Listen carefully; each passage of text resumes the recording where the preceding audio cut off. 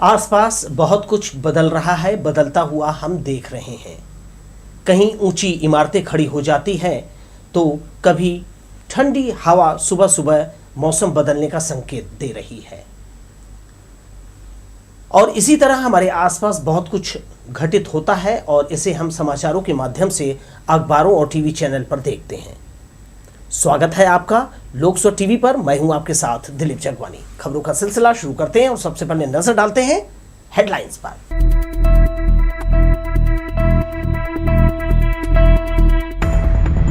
बॉलीवुड के सिंघम का जलाया पुतला, कायस्थ समाज भगवान चित्रगुप्त के अपमान पर हुआ आक्रोशित।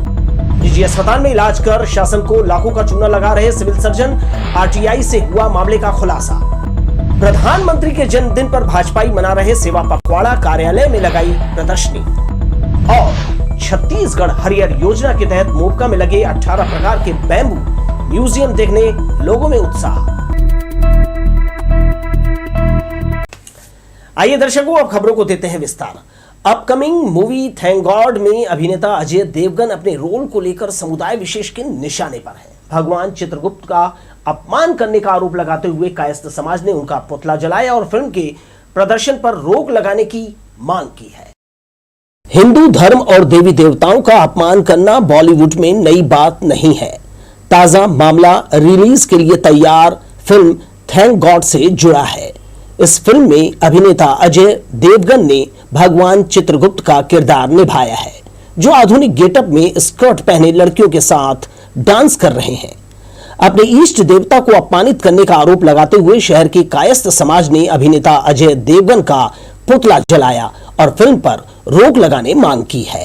नेहरू चौक में समाज के लोगों ने फिल्म के निर्माता, निर्देशक और अभिनेता के खिलाफ नारेबाजी की। हमारे कायस्थों के इष्ट देव हैं, जिन्हें हम पूजते हैं, हम उसकी कलम दवात की पूजा करते हैं। उनके ऊपर एक फिल्म आप फिर से आ रही है थैंक्स गॉड, जिसमें अजय देवगन को एक तो गुंडे के रोल में दिखाया गया, वो सूट बूट में दिखाया गया है। उनके अगल बगल अर्धनग्न नारियों को दिखाया गया है, जिससे हमारे इष्ट देव का अपमान हुआ है। हम उनको पूछते हैं, हमारे इष्ट देव को हमारे इष्ट देव के रूप में ही दिखाया जाए, ये हमारी मांग है। नहीं तो फिल्म अगर हम टाकीजों में लगने नहीं देंगे और वहाँ लगेगा तो वहाँ भी उसे जलाया जाएगा। पौराणिक मान्यता का हवाला देते हुए कायस्थ समाज ने इंसान के कर्मों का लेखा जोखा लिखने वाले भगवान चित्रगुप्त को अमर्यादित और अश्लील तरीके से फिल्म में दिखाने पर कड़ी आपत्ति की है। थैंक गॉड इस दीपावली पर रिलीज की जा रही है। इससे पहले समाज की भावनाओं का ख्याल रखने कहा गया है। केवल चित्रगुप्त के भगवान के जो वंशज हैं, उन्हीं के हाथ में ये सब चीजें थी। आज अजय देवगन का क्या हो रही है, जो आज लिखा जाता है उसके बल पे वो आज कार्य कर रहा है, उसको क्या हो रही है। हम ऐसा लगा कि हमको तो हम लोग जा सकते हैं मुंबई में उनके घर के सामने और बोल सकते हैं, जवाब दे सकते हैं कि आखिर ये निर्णय उसने क्यों किया, क्यों निर्णय लिया है। इस प्रकार के किसी को जाति धर्म को अपमानित करने के लिए या किसी भगवान को अपमानित करने के लिए उसको क्या हक बनता है। बताया जा रहा है कई साल पहले जितेंद्र अभिनीत लोक परलोक फिल्म आई थी। थैंक गॉड उसका नवीनतम वर्जन है। बीते कुछ सालों में ऐसे विषय पर और भी फिल्में प्रदर्शित की गई है। मामले में हस्तक्षेप करने मुख्यमंत्री और राज्यपाल के नाम कायस्थ समाज ने एसपी को ज्ञापन दिया है। कैमरामैन राजा खान के साथ दिलीप जगवानी, लोकसभा टीवी, बिलासपुर। इधर जिला प्रशासन पर एक व्यक्ति ने अपने परिवार को बेघर कर रोजी रोटी छीनने का आरोप लगाया है। इसके बाद पीड़ित दूतेश्वर राव मोरकर ने मसानगंज में नजूल जमीन की नीलामी रद्द करने की मांग की है। उसका कहना है करीब 70 सालों से उसका परिवार जिस नजूल शीट 22 नंबर प्लाट 76-77 के 950 वर्ग फुट पर काबिज चला आ रहा है, इसे प्रशासन ने नीलाम कर दिया। अब पूरा परिवार बेदखल होकर सड़क पर आ गया। पीड़ित युवक ने बताया कि जमीन का स्थायी पट्टा देने का उसका आवेदन नजूल विभाग में लंबित है। इस बीच काबिज जमीन की नीलामी करना सरासर गलत है। इस व्यक्ति ने आवेदन में कलेक्टर से नीलामी रद्द कर स्थायी पट्टा देने मांग की है। हमारी पुरानी 60-70 सालों से हमारे पूर्वजों रहते हुए आ रहे हैं। हमारा वहाँ निस्तारी रास्ता है और हमारी पान दुकान है सर वहाँ पर। और हम पिछले 60-70 सालों से बाकायदा हमारे पूर्वजों लोग भी पान दुकान चलाते हुए आए। उसी से हम टैक्स वगैरह पहले देते थे, भू भाटक वगैरह जो हल्का लगता था। उसके बाद हम लोगों ने स्थायी पट्टे के लिए आवेदन भी किया था। कब किया था?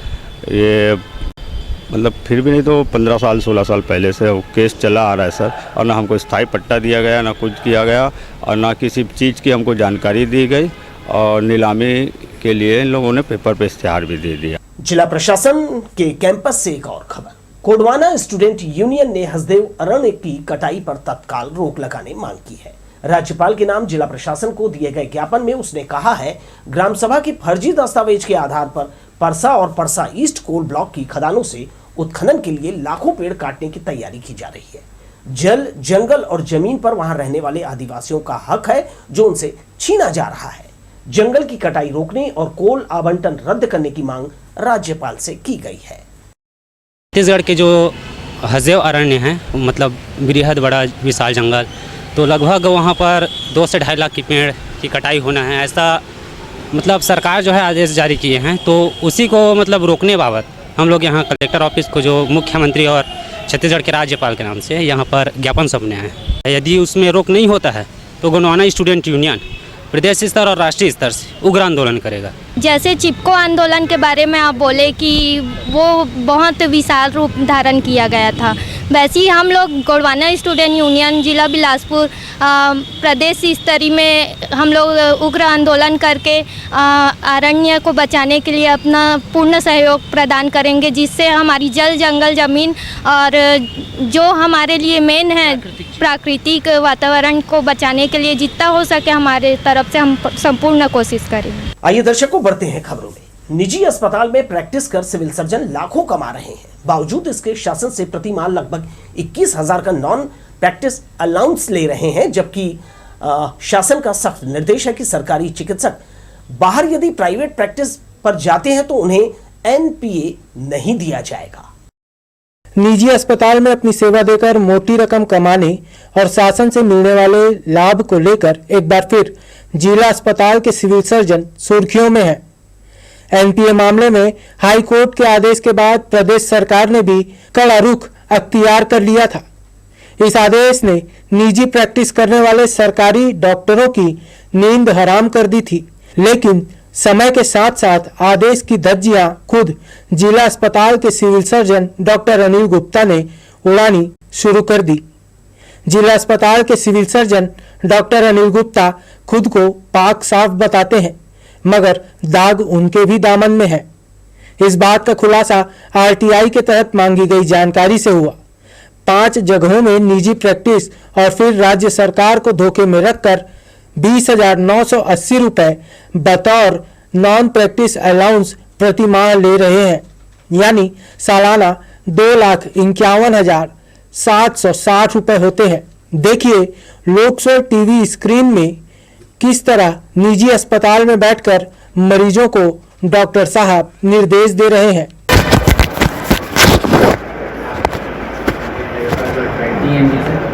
सर एक्सरे करा लूँ क्या सर? अभी कराओ ना, अभी तो कराना है। अभी आपको दिखाना पड़ेगा। ये एक अस्पताल की वीडियो है, ऐसे ही अन्य जगहों की भी साक्ष्य लोकसभा टीवी के पास है। इस मामले में जब मुख्य चिकित्सा अधिकारी से बात की गई तो उन्होंने नोटिस जारी कर जवाब मांगने की बात कही। उन्होंने रिकवरी के सवाल पर कहा कि राज्य सरकार के आदेश के बाद ही कार्यवाही की जाएगी। कि अभी आपके द्वारा बताया गया कि civil surgeon doctor Anil Gupta NPA ले रहे हैं करके, तो इस बारे में डॉक्टर गुप्ता को विभागीय लेटर लिखा जाएगा, उनसे जानकारी मांगी जाएगी, और यदि वो सच में ऐसा कर रहे हैं और प्राइवेट प्रैक्टिस कर रहे हैं तो कोई एक चीज़ तो उनको बंद करना ही पड़ेगा। पहले उनसे लिखित में जानकारी ले लेते हैं ना, कब से वो ले रहे हैं करके। अभी हमारे पास ऐसा आज ही लेटर उनको जारी कर देते हैं, उसके बाद जो भी उनका जवाब आएगा उसके ऊपर संज्ञान लिया जाएगा। गौरतलब है कि नॉन प्रैक्टिस अलाउंस यानी एनपीए लेने वाले डॉक्टर प्राइवेट प्रैक्टिस नहीं कर सकते। इसके एवज में उन्हें एक निर्धारित राशि वेतन के अलावा दी जाती है। एनपीए ना लेने वाले डॉक्टर अपनी मनमर्जी से निजी प्रैक्टिस करते हैं, सरकारी अस्पतालों से ज्यादा प्राइवेट प्रैक्टिस पर जोर देते हैं। लेकिन यहाँ खुद जिला अस्पताल के सिविल सर्जन निजी अस्पतालों में अपनी सेवाएं दे रहे हैं।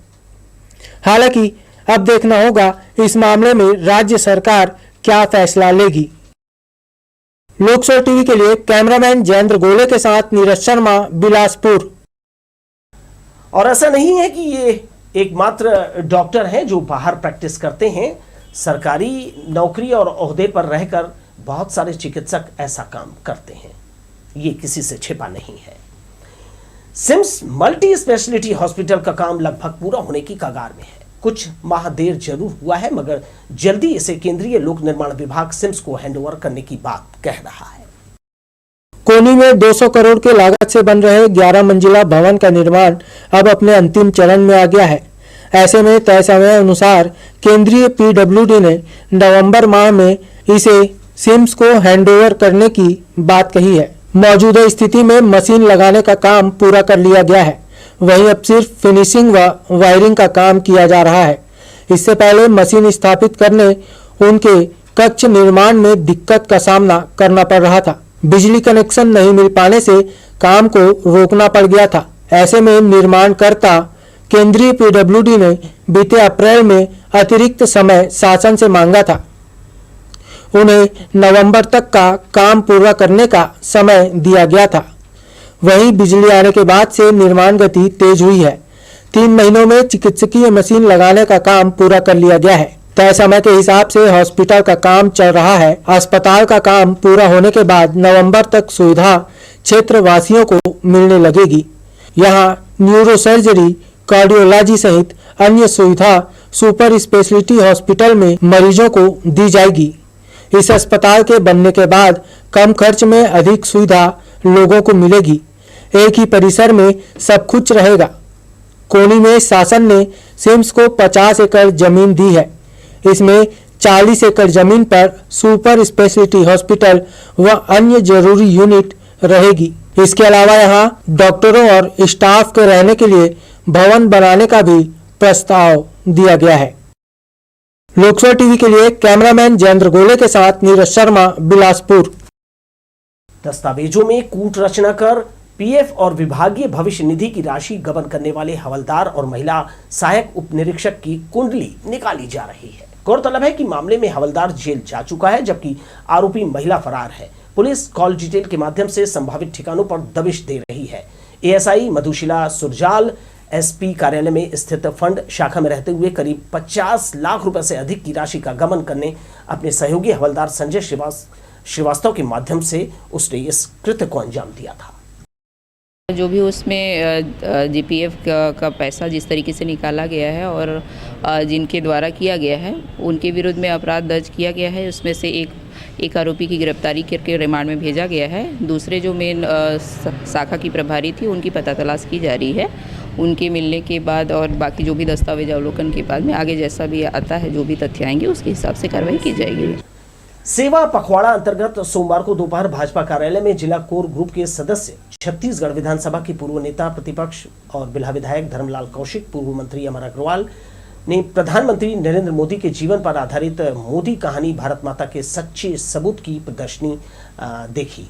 प्रदर्शनी में मोदी के बचपन, गुजरात के लिए ग्लोबल विजन, नारी शक्ति से देश की तरक्की, आजकल 1 रुपए में क्या मिलता है, पर्यावरण का सिपाही, महामारी के दौरान भी न थमा सुधारों का दौर इस प्रदर्शनी में दिखाया गया है। भारत का ज्ञान टीकाकरण में वैश्विक स्तर पर बनाए कीर्तिमान विषयों का सचित्र यहाँ प्रदर्शन किया गया है। इस दौरान पूर्व मंत्री अमर अग्रवाल ने कहा, हम सभी के लिए एक प्रेरणा है प्रधानमंत्री नरेंद्र मोदी। दुनिया जिसको आशा भरी निकाय से देख रहा है, वो हमारी पार्टी के नेता हैं, हम सब के लिए नेता हैं, वो हमारे लिए गौरव की बात है। आम जनता भी अगर जानेगी, हम भी जानेंगे, तो हमको निश्चित तौर पे समाज में काम करने की, पार्टी में काम करने की एक अलग प्रेरणा मिलेगी, अलग प्रेरणा मिलेगी। राजनीतिक जीवन के उच्च पदों पर आसीन, सफलता के 20 साल, जिसमें मुख्यमंत्री के रूप में, प्रधानमंत्री के रूप में और उनके इस 20 वर्ष के कार्यकाल को संजोने का, सजाने का प्रयास समाज के विभिन्न वर्ग के लेखकों के द्वारा किया गया है। उसमें एक लता मंगेशकर जी का भी लेख है। छत्तीसगढ़ सरकार द्वारा चलाई जा रही योजनाओं से श्रमिक और उनके आश्रित परिवारों को आर्थिक मदद मिल रही है। बेटियां पढ़ लिखकर सशक्त हुई हैं। स्वरोजगार के नए अवसर मिलने से श्रमिक परिवार आर्थिक स्वावलंबन की दिशा में बढ़ रहे हैं। जिला श्रम विभाग योजनाओं का लाभ देने प्रयासरत है।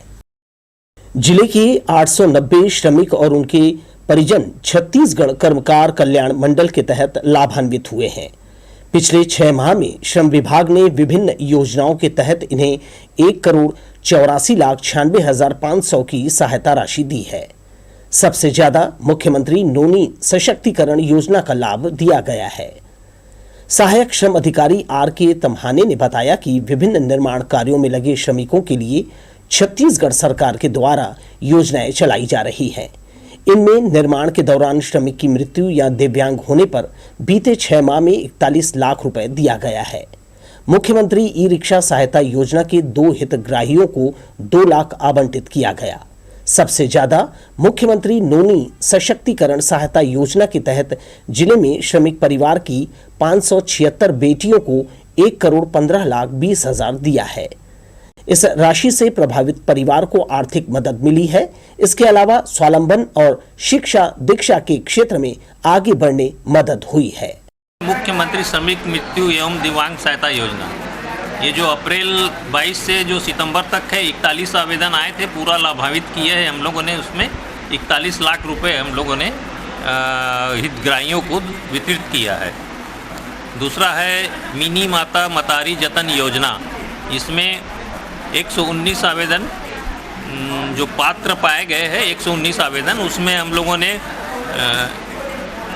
22,75,000 रुपए की राशि हम लोगों ने दिया। अप्रैल से लेके सितंबर अभी जो चल रहा है आज तक का मतलब हम लोगों ने श्रमिकों के हितग्राहियों को मतलब है कि लाभान्वित किया है। श्रमिकों के उत्थान और विकास के लिए प्रदेश में कई योजनाएं संचालित हैं। इनमें मुख्यमंत्री निर्माण श्रमिक मृत्यु दिव्यांग सहायता, मिनी माता महतारी जतन, नौनिहाल छात्रवृत्ति, मुख्यमंत्री नोनी सशक्तिकरण और मुख्यमंत्री ई रिक्शा सहायता योजना सबसे ज्यादा कारगर हुई है। कैमरामैन सतीश साहू के साथ दिलीप जगवानी, लोकसभा टीवी, बिलासपुर। यातायात जागरूकता अभियान के तहत पुलिस मैदान में लर्निंग लाइसेंस बनाने के लिए शिविर का आयोजन किया गया है। प्रथम दिन यानी रविवार को तकनीकी कारणों से लोगों का ये काम नहीं हो पाया। यही हाल सोमवार को भी रहा। सुबह से बिजली गुल होने के कारण शिविर पहुंचे लोगों के आवेदन ऑनलाइन जमा नहीं हो सके। दोपहर बाद करीब 200 से अधिक आवेदन जमा किए गए। कल सड़क सुरक्षा सप्ताह का शुभारंभ हुआ, जिसका 7 दिवसीय कार्यक्रम है यहाँ, जिसका दूसरा दिन है। आगे यहाँ लर्निंग लाइसेंस के प्रोसेस कराने के बाद सेम डे लर्निंग प्रोवाइड किया जा रहा है। आगे इसका उपभोग कर सकते हैं। यातायात सड़क सुरक्षा सप्ताह पुलिस विभाग द्वारा संचालित किया गया है और ये 19 तारीख से लेकर 25 तारीख तक रहेगा। और यहाँ मेन उद्देश्य है कि पब्लिक को कानूनी धाराओं से जोड़ने के लिए उनको आसान रूप से यहाँ समझाया जाए। आइए एक नजर फिर से डालते हैं हेडलाइंस पर।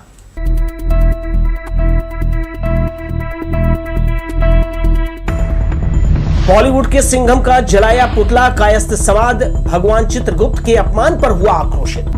निजी अस्पताल में इलाज कर शासन को लाखों का चूना लगा रहे सिविल सर्जन, आरटीआई से हुआ मामले का खुलासा।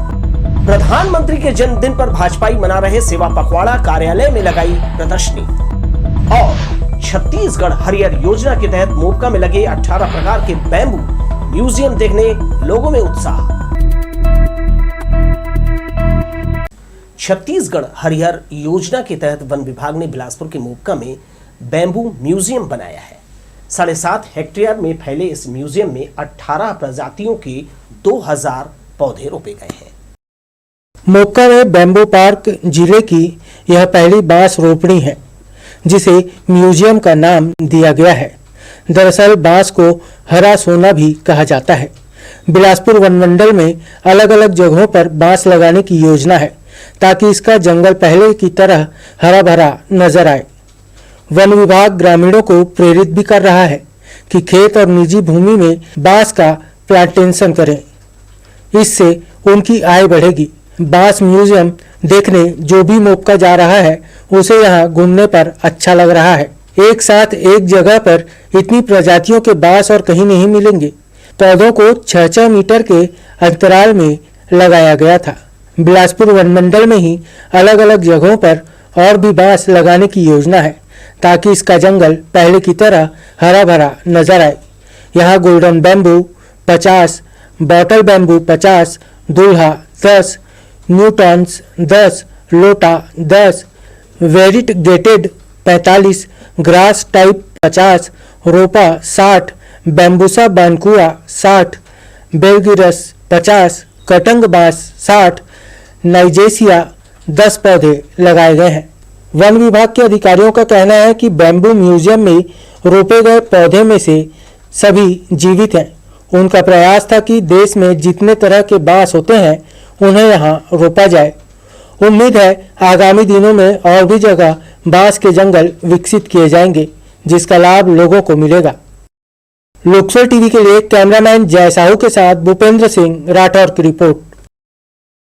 बृहस्पति बाजार मार्ग पर सुबह से देर शाम भीड़ होने से लोग आपस में उलझ जाते हैं। वाहनों की आवाजाही और बेतरतीब पार्किंग से लोग खासे परेशान होते हैं। इसके अलावा सड़क किनारे सब्जी व्यवसायियों द्वारा सड़े गले फल सब्जियां फेंक दिए जाते हैं जिससे गंदगी यहाँ वहाँ फैल जाती है।